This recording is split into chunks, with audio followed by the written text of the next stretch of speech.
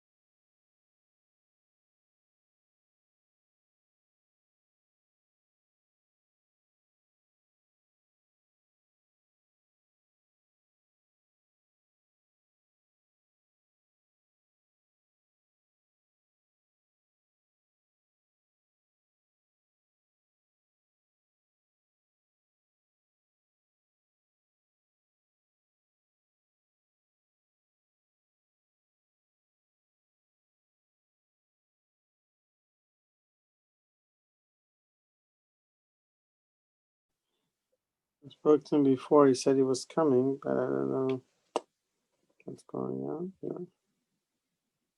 Sorry for the delay. Of course, said he was coming.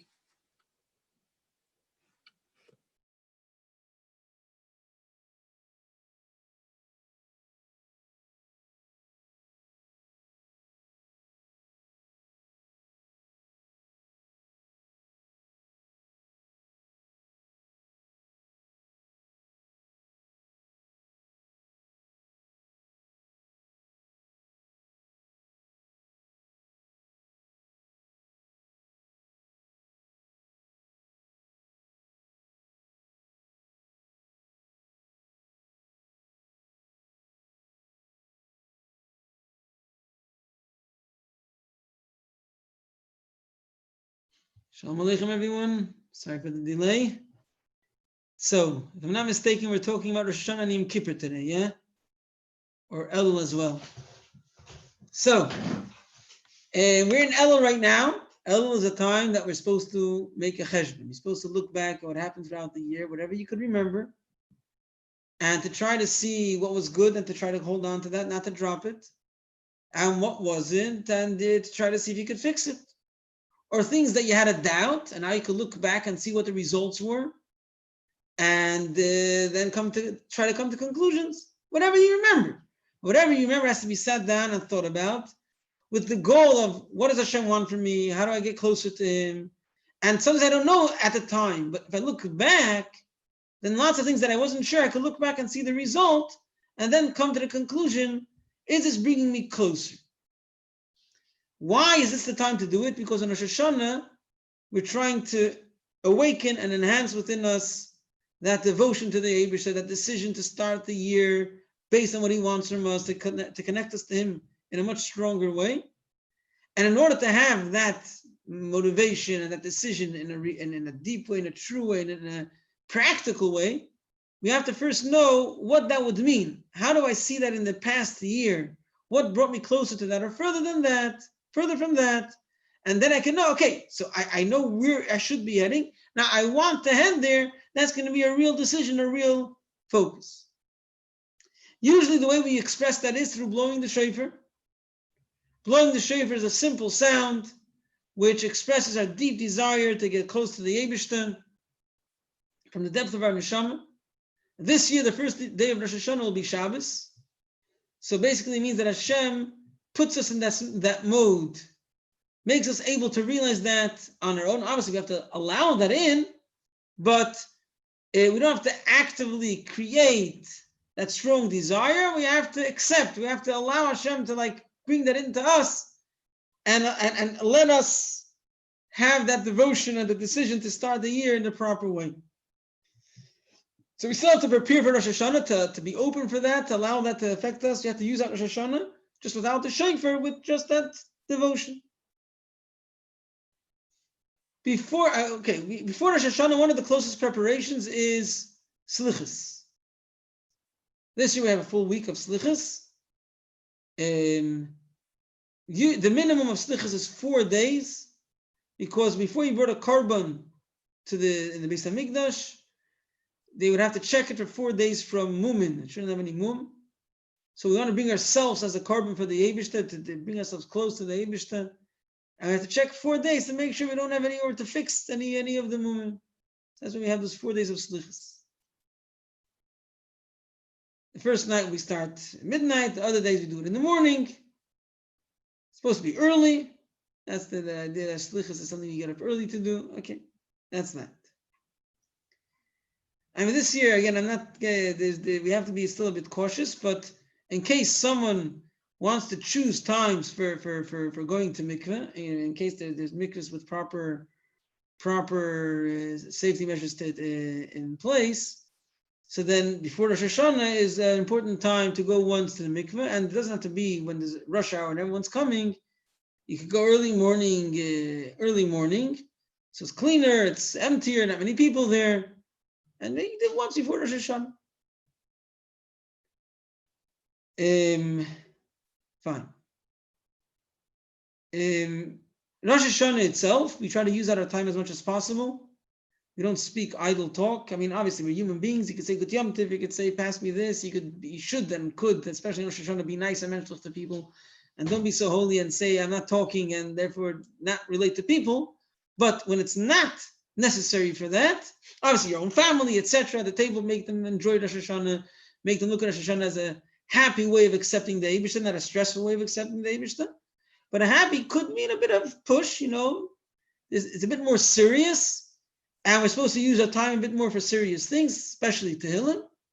Use your time to say Tehillim, and other times you learn something, you learn Tzemach Siddur, you learn something about Rosh Hashanah, but mainly it says you use your time for Tehillim.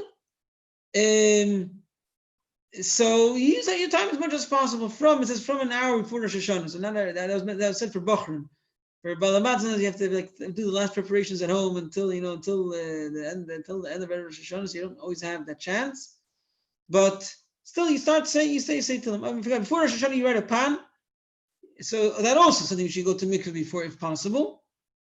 If not possible, taking a shower for 3 minutes straight, staying under the shower can be a replacement for going to mikveh, same as before Rosh Hashanah. If going to mikveh is either dangerous or whatever it is, depending on which person's advice of the doctor, whatever it is, so then that could be a replacement to stand under a shower for 3 minutes, to let it go on your head, and from there to the majority of your body, and that's some sort of replacement for a mikveh. So you write a pan, you ask for a good year, and you try to say good achlotas for the year, etc. You use up your time, you daven, you try to daven seriously, focus on your davening. One of the things where it says that it's very important to focus on is on the pasuk of David, Mizmor Hashem Haaretz U'Maloya, after Ma'ariv, which is a school for Parnasa, for a lot of good things. It helps. So it's good to focus. It's worth it to focus on that. We greet each other L'Shon Teva T'Kosef V'Sichasim after the first night of Rosh Hashanah. We could continue afterwards as well until Chatzos of the second day, but the time for it is the first night of Rosh Hashanah. Obviously, on Rosh Hashanah, you have to be careful in the way you speak, much more. There shouldn't be ketrugim, etc. You speak good things about Yidden. If you're speaking, it should be only in a positive way. We're also careful in what we eat, that it should be things that have a positive siman. So we don't eat bitter or sour things. We could eat things that are considered sharp if they're not considered bitter.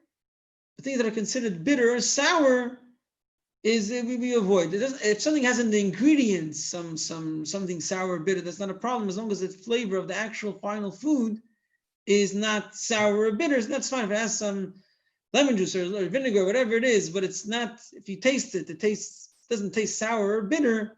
That's not a problem. If something tastes sour or bitter, we don't eat that. We dip the apple in the honey after we wash our moitzi, and we dip the challah in the honey, and then we have to have salt on the table. Okay, the Rebbe's meaning was also to dip the challah in salt, but okay, the official meaning is you dip it in honey, but there is salt on the table, and then after you eat the challah, then you dip the apple in the honey. After dipping it, you say Beri Priya Eitz, and before you eat, you say Yehiratzi Shetachadash Aleinu Shana Teva Mesuka, and you eat it. That's the first night. Then we have other simonim, the head of the fish and the rimoim, which we all eat on the first night. First night is the simonim night, which we don't say Yehiratzis, but we eat whatever simonim are accepted in your family. We eat on the first night. That's when we eat the simonim. Yeah. The second night we have the Shechianu. The Shechianu is for a different reason. Shechianu is because in some halachic, for some halachic things, it's considered one day, both days of Rosh Hashanah. And therefore there's a question whether you should say Shechianu on the second day of Rosh Hashanah, in candle lighting and in Kiddush. And therefore, to avoid the question, we put a Shechianu fruit in front of you. And when you say Shechianu, you look on that as well, so you intend for that as well. And then you eat it. You don't make Shechianu. Don't forget, you don't make Shechianu on the fruit. The whole point is that it's there to give an excuse for the Shechianu in Kiddush. Those that heard Kiddush as well, they were Yoyt Shechianu as well. Everyone has a chiyuv to say Shechianu on Yom Tiv. And you're Yoyt by hearing the Kiddush. Or they view like candles, so they lit the candles and stay on the table. When they lit the candles, they said Shechianu. And they saw it, so they might see it with the Shechianu, with the Shechianu and the candles. You don't say Shechianu afterwards. And that you do before washing hamoitzi. You want to do it as close as possible to the Shechianu. And the Rebbeim used to eat the kazayis and would make a ala eitz if it was a fig, or a bernafashis if it was any other fruit. And they didn't say any ala gefen on the wine because that's connected to the Suda, and this fruit is not connected to the Suda. Fine. The first day of Rosh Hashanah, again, they say there's no tkiyas. So again, whatever you'd say Tilim, so this before davening, and you need davening seriously. Whatever, it's a serious day. You could use it out for Tilim and other stuff. The second night, obviously, you have to wait to light candles until the Shabbos is out. You say Baruch Hamavdil ben Kodesh LeKodesh. If you didn't have a Ma'ariv, if you say Dav Ma'ariv, you say Vataydienu. If you didn't have a Ma'ariv, if you're not davening Ma'ariv, then if you want to light candles, you have to say Baruch Hamavdil ben Kodesh LeKodesh. and light the candles, and say the Hashono with the fruit on the table. And yeah, as we said before, the second is tkiyas. So the one who's blowing should know the halachas of the tkiyas and should learn the maimer in the Siddur al Rebbe, where it says what the idea behind tkiyas is. It's basically the idea. It's in a deeper explanation, but the idea of the simple sound of the lost child, the father, the child that went down and misbehaved, and then he comes back to his father. He can't even speak his language. He just calls with a simple sound, and the father recognizes his sound. So that awakens the deepest connection of the son to the father. So heroes of the shofar is like that simple sound with the animal's horn to show that we can't really express it. It's so unexpressible, so undefinable. Our deep connection to the Eibishter, that's what the shofar is coming to represent. So obviously that's in a nutshell, but that's what it explains there in length, the depth behind it. If people are blowing shofar, it's important to blow shofar right. I don't know how much you could do. I mean, this year, on one hand, people are less going to shul, so there could be more of a shofar, but I don't know how much they could go to them. Is another question. You could blow to them from outside the window, as long as they could hear, that's fine, if they're fine with that. Fine, so now you have to find out how that exactly works. When blowing the shofar, there's basically three main things you have to be careful about. It's the length, the breadth, and the mistakes. Length means the length of a tkiya has to be the same length as the minimum of whatever is meant to be in the middle of that section. You have tkiya, shvarim, trua, tkiya, or tkiya, trua, tkiya, tkiya, shvarim, tkiya. So either the shvarim, or the trua, or the shvarim, trua, there's a minimal size of that which that is supposed to be. And the tkiya of that set, of that mini set, has to be the length of the minimum of what's meant to be in that shvarim trua. What is the minimum? There are two opinions. The main opinion we're accepting is a trua is a minimum of 9 simple sounds, and shvarim, each one should be at least 3 simple sounds, so a total of 9 simple sounds. So shvarim or trua are the length of 9 sounds, and shvarim trua is the length of 18 sounds, 18 truas, as we call it. So you can either time yourself and see how long it takes you the truas and how long it takes you the tkiya, or you can like play it in your head, and it's easy to play it in your head in sets of 3. You play while you're blowing the tkiya, saying 2, 2, 2, 2, 2, 2, 2, 2, 2, so that's 9, or you do that twice, and that's 18. It's not that long, but you could miss it. So you just pay attention. Just pay attention.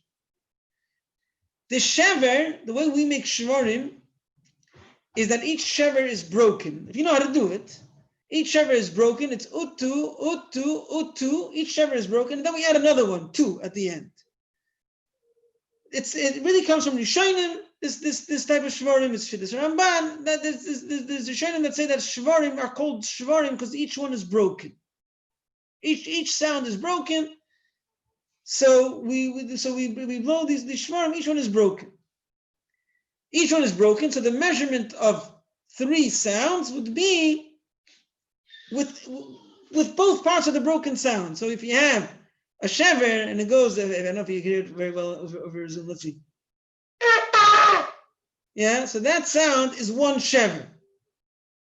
So the measurement of 3 is with the U and the 2 together. Sometimes when you do this, you might make a mistake, and you might make the first one double and the second 2 like halves. You might do like this. It's not such a big deal, but you only broke the first one. The problem is that when in Lubavitch, we add at the end of the shvarim another small sound. And sometimes you can make a mistake and go like this. The problem with that is that the last shever was too small. You're supposed to add a small sound, but the last shever was too small. The proper way to do it would be that all of them have a clear U, which goes like this. So the last one had a U2 also, although it sounds like as if the last one was a tu-tu, but it was really U2-tu. So then the last one was a sufficient size, and then you have the 2 at the end. You have to make sure that you're making the U's very pronounced. It's very easy to miss them. So make sure you make the full shever with the U2s, each U2, that you can hear it very, very well, and therefore will be the proper length. If you don't know how to do it so well, maybe better to do shvarim like the Welt does. Just do 3 sounds. Don't take a breath in between. We'll talk about that soon. Make sure it's 3 plain sounds with no breath in between, and each one is the length of 3 truas, and you're fine. That's regarding the length. Regarding the breath, so there's a must and not allowed to. You must take a breath in between separate sounds. Between the tkiya and the shvarim, the tkiya and the trua, the tkiya and the, or the other way around, the trua and the tkiya, the shvarim and the tkiya, you have to take a breath. In the middle of a sound, you cannot make a breath. If you make a breath, that invalidates that sound. So if you do like a lot of truas, yeah, so you took a breath in between, that's a problem, because there cannot be a breath in the middle of a sound. Between shvarim and trua, there's a machlokes, whether you should take a breath or not. Usually when you blow shofar, or the first kiyas, we make the space of a breath, but we do not take a breath.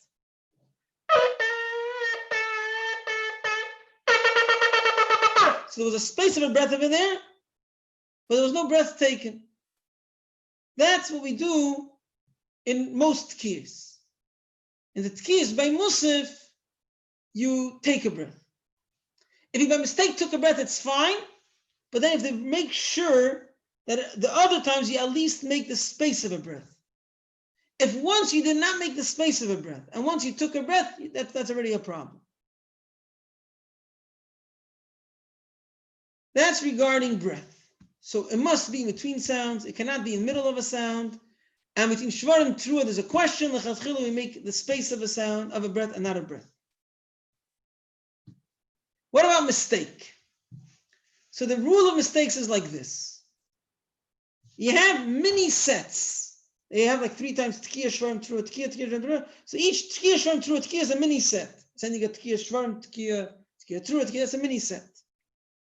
Each mini set has to be, there's a tkiya before, the tkiya after, the sound in between, and no space between the tkiyas from either side and the sound in between. No other sounds which are not similar to the sound you're meant to make now in between. So let's say I do tkiya shvarim, yeah? So I do tkiya, then I'm trying to do shvarim and go, I can't take it anymore. I did 1 shever and I stopped. This shever is similar to what I'm supposed to do now. I'm supposed to do shvarim. So don't go back, just do shvarim, that's fine.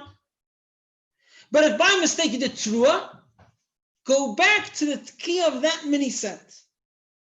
The same the other way around. You did a mistake shvarim by trua. One day if it's trua, and I did like this.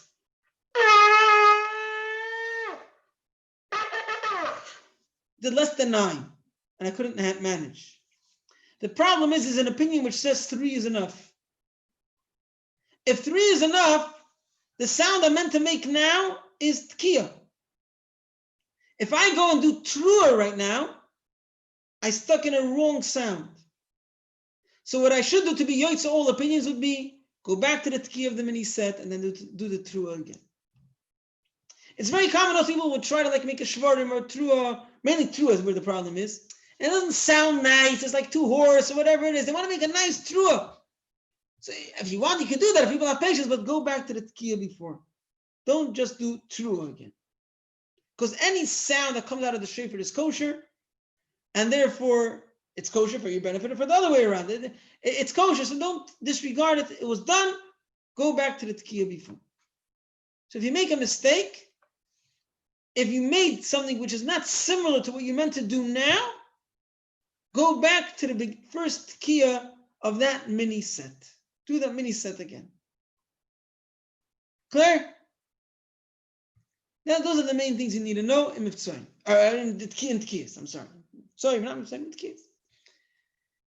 On Mivtzoyim, try very hard to do 30 koilis, because the Korban make a bracha on that, because 30 is really the minimum, because we're not sure. You have to have 3 times tkiya through a tkiya. We're not sure what the trua is, so you have to do 30. There are different ways how you can make tricks, how to make it shorter. It's a bit complicated. I'm not going to get involved in that right now.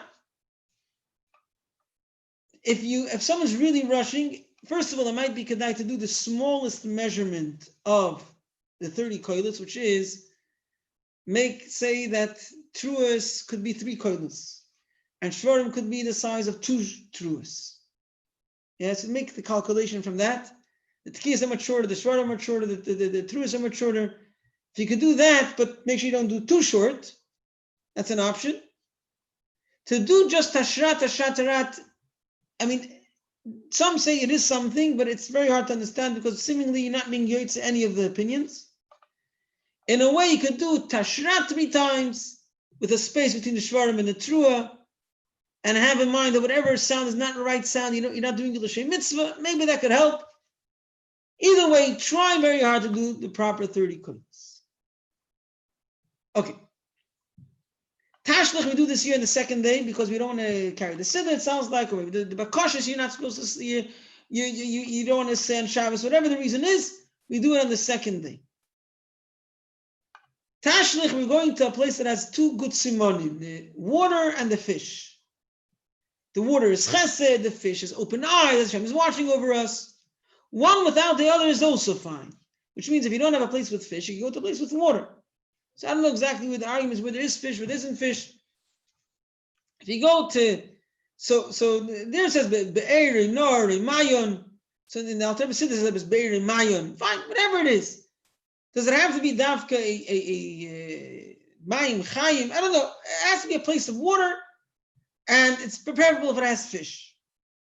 And so, to daven to Hashem, to gimel midas with these 2 good simonim. And we're asking Hashem to throw away our avedis, and we also do shake the ends of a talis cotton. So the way it's explained is that we're making ourselves a simon, and we're trying to let go of the way we behaved till now in order to start something new.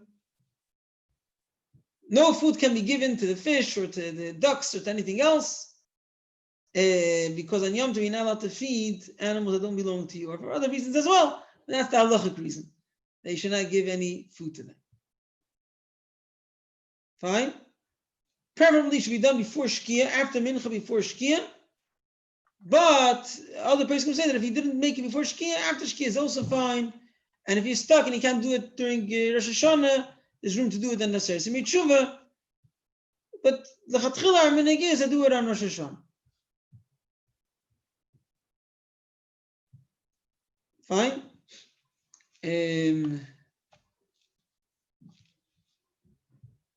The end of Rosh Hashanah, we try to connect it to after Rosh Hashanah. That's what we make it for bringing, to bring Rosh Hashanah into the year.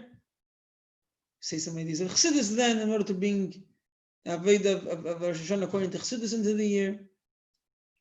Then we have a Seir Semi Tshuvos. You have Tzom Gedalia. It's a fast that you have to fast. But there is, if people are not so well or whatever it is, we are more lenient in this fast than other fasts. Again, you have to ask a Rav, but just so you can know that you might have more of a chance than other times. Again, not to get away with it. If someone's not well, if someone's not feeling well, it's taken in consideration. We say slichus in the middle of davening on Tzom Gedalia, and the rest of the days of Seir Semi Tshuva, we don't say slichus. So the Tzemach Tzedek once said that it's already past the time that you're supposed to just speak about Tshuva. You're supposed to start doing Tshuva. So Seir Semi Tshuva is a time to do Tshuva. That's what Seir Semi Tshuva is. You're supposed to spend time to think about things that you could correct. Although it seems similar to what we said about Elul, but Elul is before we took upon ourselves to serve the Eibush on Rosh Hashanah, so we're just trying to search in ourselves how to fix ourselves. And on Seir Semi Tshuva is after we had this initial decision, so we're trying to break it down, translate it into specific actions to apply that general mode of Rosh Hashanah.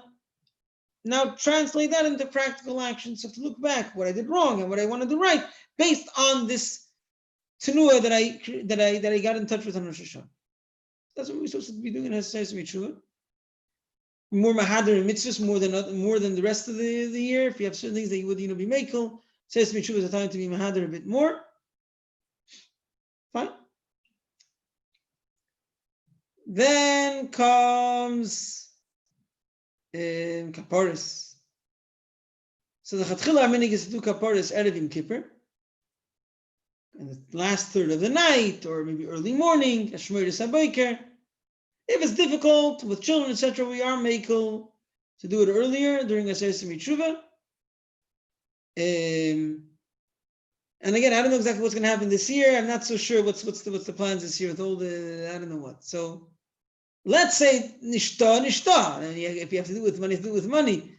But whatever. The initial time period is Erev Yom Kippur, the last part of the night or early morning. Initially, the minhag was that he gave the pidyon kapparis money as exchange for kapparis at tzedakah. Today, usually the kapparis are arranged in a way that when you pay for the kapparis, that money goes to tzedakah. So that's like the pidyon kapparis. So mainly that, whatever, it's still good to give pidyon kapparis, but that's done like buying the kapparis.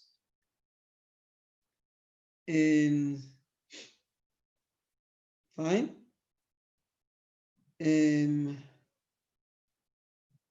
Okay. Erev Yom Kippur. Okay, we go to mikveh Erev Yom Kippur. So the main thing is to go once. Our minhag is to go twice, or maybe 3 times, be in the morning, or before Kapparis, and then before Mincha, and then before Kol Nidre. How is it going to happen this year? I'm not sure. Okay, I can speak now. The way I understand the Bavitch mikveh is meant to open up, and it's meant to have lots of restrictions based on the situation now. We don't want to have things overcrowded. And therefore, although our minhag is to go right before Kol Nidre and before Mincha, those are usually very crowded times. So things might be put into place to avoid that, which would mean that it won't be open just before Kol Nidre, and it'll be much harder to get in just before Mincha, etc. So for safety or for responsibility, whatever it is, precautions will be put into place. And as a result of that, again, you have to fit to the situation, and therefore not necessarily if the minhag usually is you go right before Mincha, right before Kol Nidre, it might be changed. It might, for practical reasons, people could change it. As long as you go once on Erev Yom Kippur, you did the basic thing. If you want to go twice, you could get a second time after Mincha. It won't be just before Kol Nidre, but it'll be a bit closer to Yom Kippur. That's also something, if that works, that works. Just take into consideration that, times may be a bit different than to do them in Hagim. You want to do in the most complete way, not necessarily will that be a possibility, and not necessarily is it the right thing to push if it's, let's say, if it's on other people's expenses or whatever it is. It isn't necessarily a thing to fight for right before Yom Kippur. So there might be some limitations in that, but obviously you have to decide and plan things around the practical facts. Fine.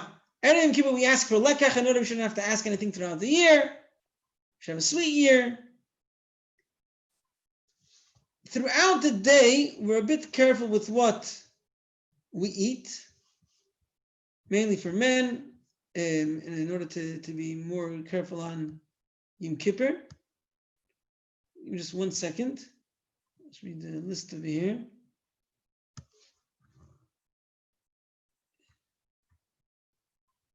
Yes, so throughout the day we try not to be full, although we're supposed to eat a lot on Erev Yom Kippur.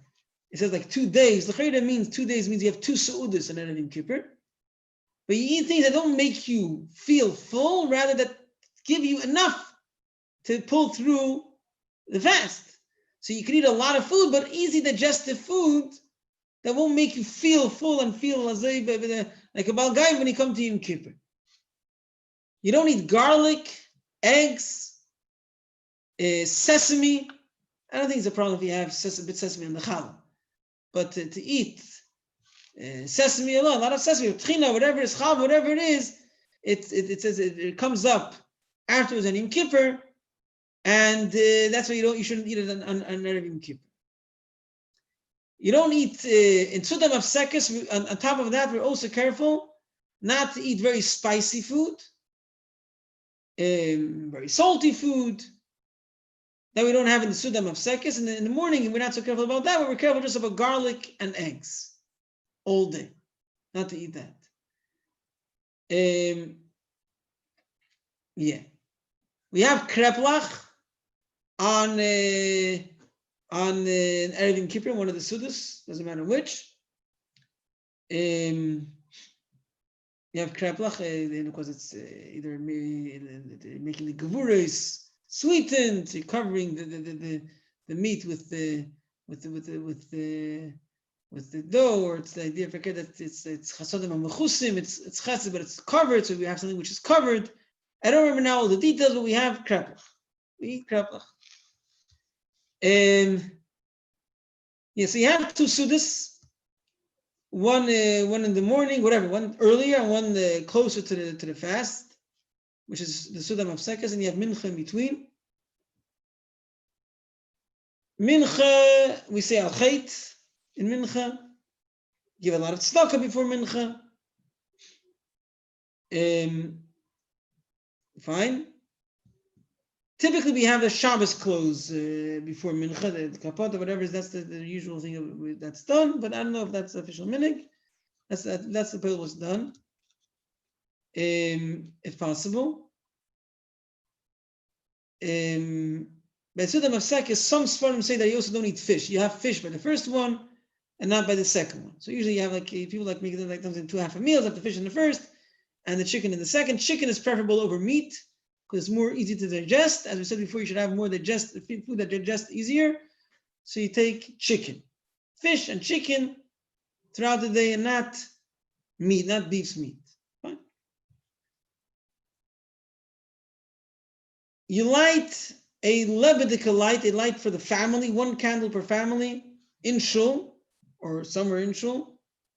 Cover the shul, whatever it is. So you take a schus for the family. You light it in shul.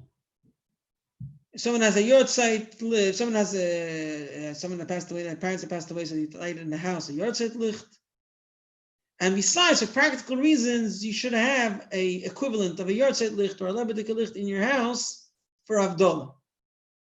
Because Havdalah, Motzei Yom Kippur, has to be made on a candle which was lit throughout Yom Kippur. The reason for that is because we say B'eri Me'eri Ha'esh Motzei Yom Kippur, saying that till now I couldn't use a fire. Because Yom Kippur, like Shabbos, you cannot actively use a fire as in to light another fire from it. And now finally after Yom Kippur, now I'm able to benefit from this fire. So I'm saying, okay, I'm making a bracha, fire, I guess something which you always have accessible, you don't make a bracha each time you use it, but now I'm taking a bracha, I could use fire.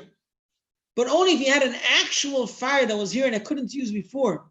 And now I could use it, you make a bracha. So it has to be a fire or a fire that was lit from a fire that was burning on Yom Kippur. On Yom Kippur itself, okay, so we have shoes that are not made out of leather. Before Kol Nidre, it's preferable to say Al Chait again if you have time. Say Al Chait again. Say all the kapitla before Kol Nidre. It's quite a lot with the Kufiyat over there, which you might be a bit more fluent this year already in. You say that before Kol Nidre. Kol Nidre is preferable to be done by day.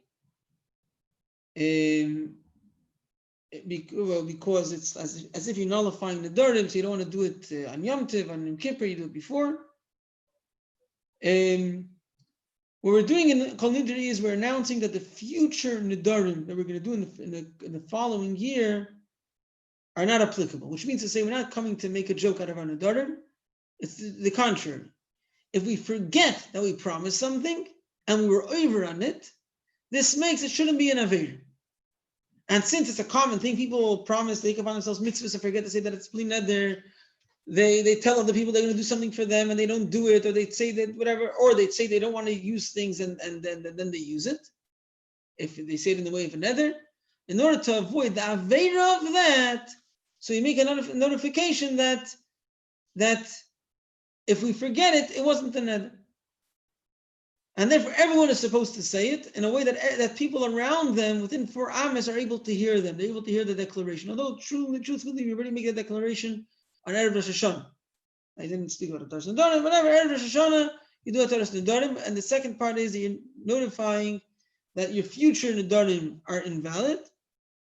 The original takana was called Nidrei. The Torah Nedarim and Erev Rosh Hashanah is a later takana. Okay, so that's why we didn't take away our initial takana, and we want to do it also earlier, so we do it earlier as well. Fine. So that's what Kol Nidri is, and you're supposed to say it loud. Other people should not too loud, but enough that people in your Dalad Amis should be able to hear. You have 2 people standing by the Chazan, they're like a Beis Din that allow that everyone should join the tefillos of Yom Kippur, even if they're people that do Averis. You want to take away all the anything which would ban anyone from joining our tefillos. Everyone should join our tefillos. That's the last Samakim, and that's in the Yom Kippur. Yeah, in Kippur we daven. In Kippur we're not like this.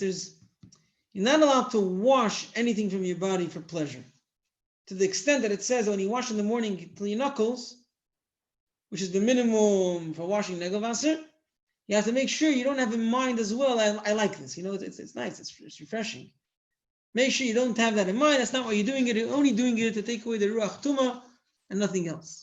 However, if your hands are dirty or for hygiene reasons, then you could wash your hands and you should wash your hands properly because it's not for pleasure. That's for cleanliness, for safety. So to wash your hands with water, with liquidized soap, when you come into shul, when you go into the toilet, whatever you need to, that is a right thing to do. That is something which should be done on Yom Kippur as well. The hand sanitizer, have to find out about that because the idea is like this. It says that although washing, if it's not for pleasure, it's fine. But smearing, which the definition of smearing usually means you smear something which becomes absorbed in you, such as oil, which is one of the things you're not allowed to do in Yom Kippur. That you're not allowed to do even if you're not doing it for pleasure. And that's why we don't put on any deodorants on Yom Kippur. Even things that on Shabbos you would be able to do, a roll-on or a spray, whatever it is, because you're putting on yourself something, although you're doing it for cleanliness, but you're putting it on and it's staying there and it's becoming absorbed. And even if it's not for pleasure, you don't do it in Yom Kippur. So the hand sanitizer, you're rubbing it in. The only question is, it could be it's something which is not b'chlal in the category of things that you smear. You don't smear such things for pleasure unless you put in moisturizer as well. But if it's just the hand sanitizer, so it could be that something which is not used at all for pleasure, and therefore it would be fine. I'm not sure. I don't know. I didn't get a clear answer. So definitely, but water and liquid soap is definitely fine. Not fine, but it should be in today's situation. It should be done. Wash with water, cold water, and liquidized soap. If you have only regular liquid soap, you could take it in your hand, pour some water on it, make sure it becomes liquidized, and then you smear it around your hand. It shouldn't be a thick gel. It should be liquidized.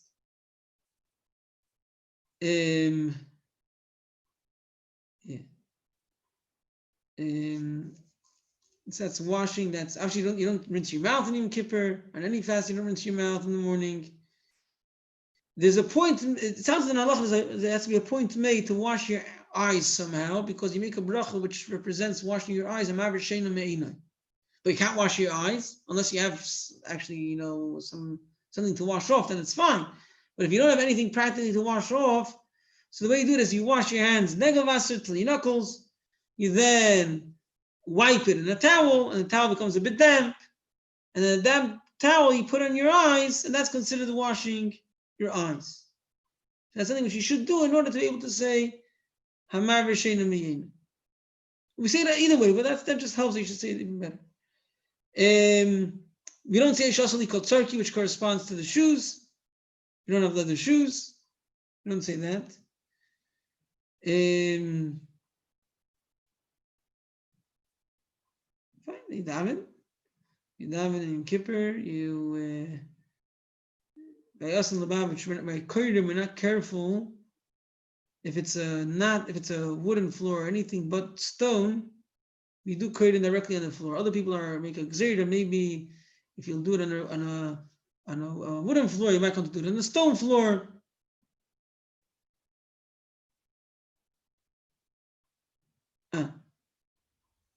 Right.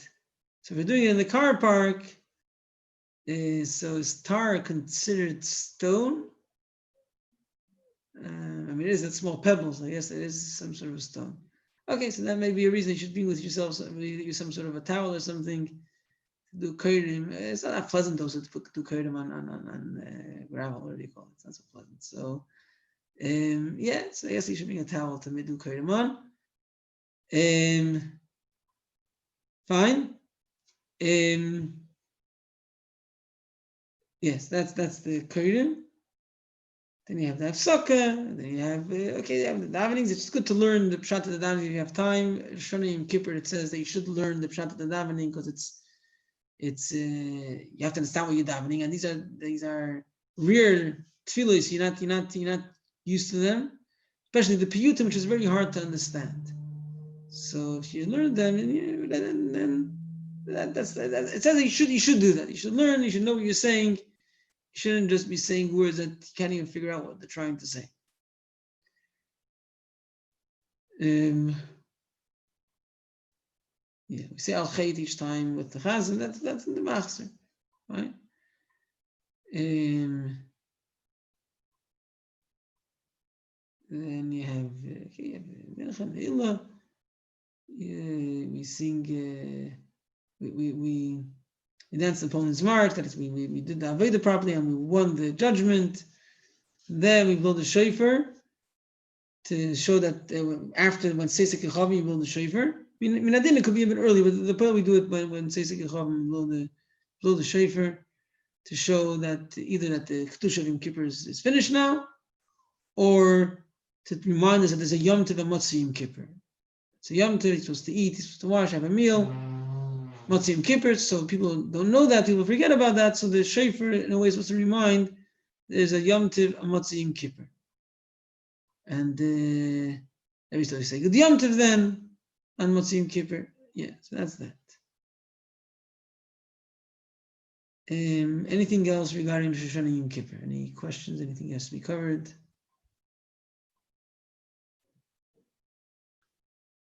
Huh? Shabbos Shuvah. Yeah. Shabbos Shuvah, the minig is a light a tshuva licht.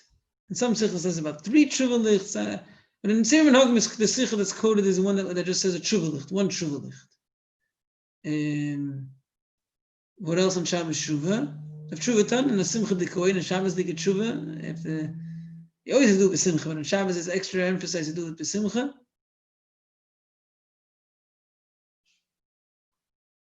Okay, so if the fruit that you have the first day, let's say a rimoin, let's say shechiyanu, so the halacha, the way it's written in the Alter Rebbe's Siddur is that you say shechiyanu, and then you say, all right, now truth is, you could avoid it in the first day of Rosh Hashanah as well. You could put it on the table when you're making kiddush, and you could be moitzi with the shechiyanu, the fruit as well. Although you don't need it in order to, the second day you don't either need it. If you don't have a shechiyanu fruit, the second day you still say shechiyanu. But the first day, there's no reason to avoid the shechiyanu, but still, you could be yaitzu with the shechiyanu, the fruit as well. So the halacha, the way it's printed is, the way the Alter Rebbe wrote it is that you say shechiyanu first, because shechiyanu is really meant to be said when you see the fruit, and then you eat it. There are testimonies that the Rebbe or the Chassidim used to do the other way around. They used to do first the ha'etz and then the shechiyanu, so that, I don't know. But the halacha, the way it's written, is that you say shechiyanu first. Anything else? We don't eat nuts on Rosh Hashanah, nuts, hazelnuts, either because of the fact that it makes mucus and it disturbs you in the davening of Rosh Hashanah, or because it's Bikimat Yachet. So we don't have that on Rosh Hashanah. Other people are makbid Aseret Yemei Tshuva. We're only makbid on Rosh Hashanah. Wenn gefragt bei Hillel, ich denke in Köln, so es ist eine Kursbus, Yeah, Hillel Pevsner. yeah. Er gesagt, wir machen Shachian nach dem. Yeah, I know. I heard B'Shem Kam Chsidim and Kam Rabbanim Chsidim that they would say Ha'etz first and then Shechiyanu. I don't know why, because the Cheder that Birchas and then it says clearly that you do the other way around. You do first Shechiyanu and then Ha'etz. But it could be there was such a Kabbalah by Chsidim. So I don't know. I can't say. I mean, yes, you could ask a Rav, which was Mekabel from Rabbi Pevner, and he could say that it's fine, that you do first Ha'etz. You should, for Shalom Bayis, always buy something for your wife, but the mitzvah is mainly for Sukkot, because the mitzvah of Simcha is the Shalosh Regalim. And the way they're happy is with the new clothing, so the halacha applies to the Shalosh Regalim. Then there's the stuff, obviously Yisrael, and then, being a bench, so that applies always. Anything else?